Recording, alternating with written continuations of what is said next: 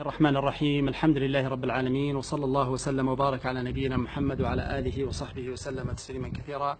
إخواني مجموعة الأبطال، السلام عليكم ورحمة الله وبركاته، وأبارك لكم دخول هذا الشهر المبارك، وأسأل الله عز وجل أن يهله علينا بالأمن والإيمان والسلامة والإسلام، وأن يتقبله منا ويجعلنا وإياكم من العتقائه من النار. إخواني، أنا أشعر هذا اليوم بعطش شديد وبإرهاق حقيقة لأمرين. الأمر الأول أنني لم أدرك السحور بسبب النوم، علما أني جهزت السحور والمنتجات، منتجات DXN، فلم أدرك ذلك. والنبي صلى الله عليه وسلم يقول: تسحروا فإن في السحور بركة.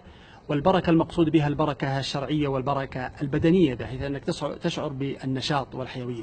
الأمر الثاني أيها الإخوة الذي فعلا أوقعني لهذا اليوم في الإرهاق هي متابعة تجديد إقامة العمل، فلم أستطع أن أجددها يا إخوان خلال 3 أيام أو 4 أيام، وأنا أذهب يمين ويسار أتابع أنظمة من مكتب العمل إلى الخدمات إلى الجوازات، إلى البلدية، إلى الدفاع المدني، إلى الغرفة التجارية، إلى فرع التجارة، إلى التأمينات، إلى حقيقة أمور معقدة مع صيام وتعب وإرهاق ووقفة عند الأبواب.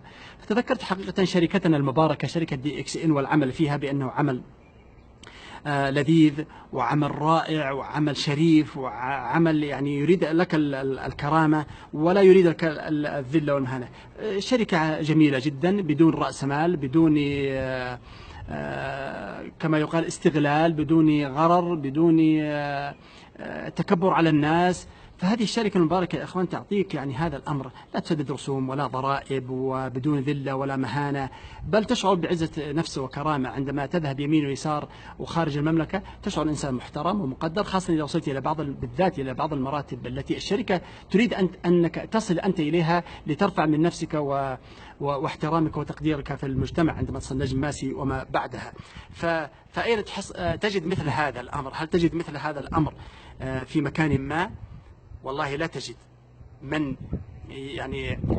تسجل عضوية ثم تعمل تشتري وتبيع في الشركة، ومالك يأتي إليك في المكان الذي أنت فيه، أو تأخذه من أي مكان برقم عضويتك. هذه الطريقة يا أخوة، أو البحث عن المال بهذه الطريقة في هذه الشركة، شركة DXN، والله إنها أرفع قدرا عند الله سبحانه وتعالى، وأرفع قدرا لهذا الإنسان الذي لا يذل نفسه ولا يهين نفسه ولا يلحقه كثير من الخسائر. إذن نقول هذه أرفع قدرا، ولو جادل مجادل وناضل مناضل لن تجد مثل العمل في DXN. صحة ومال وحرية مالية وحرية صحية باحترام وتقدير أينما ذهبت. فهل عرفتم مثل هذا أيها الإخوة؟